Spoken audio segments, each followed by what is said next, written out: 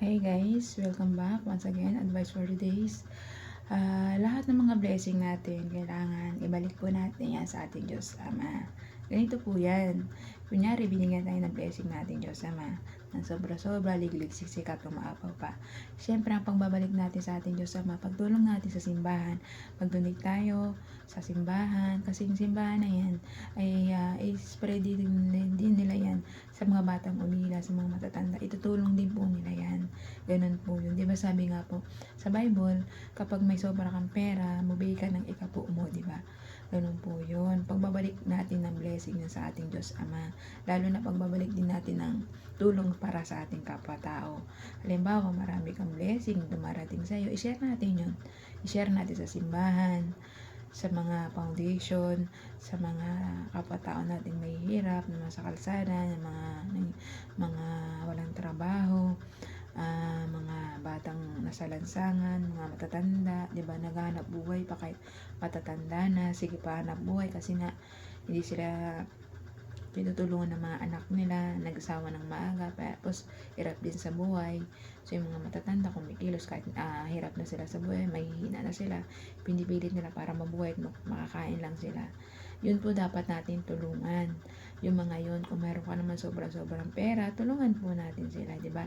Kung marami ka namang business, bigyan natin sila ng trabaho para kumayod sila at matuto magbanat ng buto na hindi na lang din aasa sa tulong ng mga tao na may mga mayayaman, di ba?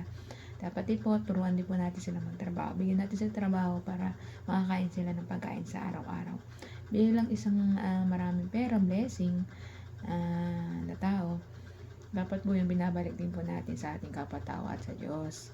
Ganun po yun. Kasi nagiging mabuti ka sa mata ng Diyos pag natulong ka sa kapwa-tao mo. Ang pagtulong po kasi ay bukal-loob yan sa ating puso at isipan. At lalong-lalo na, dapat lagi kang nagdadasal sa ating Diyos Ama na nagpasalamat sa mga blessing na binibigay niya sa iyo.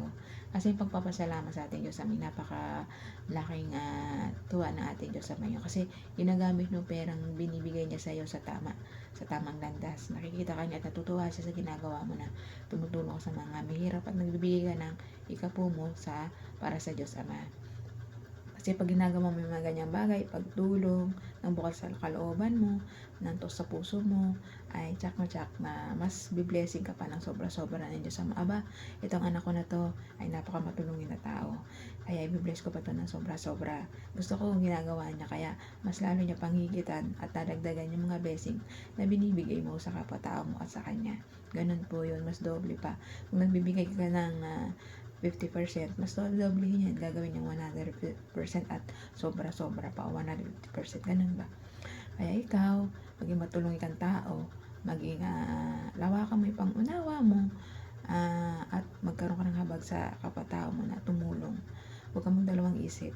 Sa mga ano lang to sa mga maraming pera lang to sa maraming sobra-sobra yung business, yung pera ba, at sa mga business na mayayaman na tao.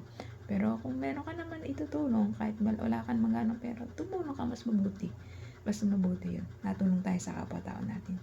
Kaya hanggang dito na lang ang advice. Ingat po tayong lahat. And God bless.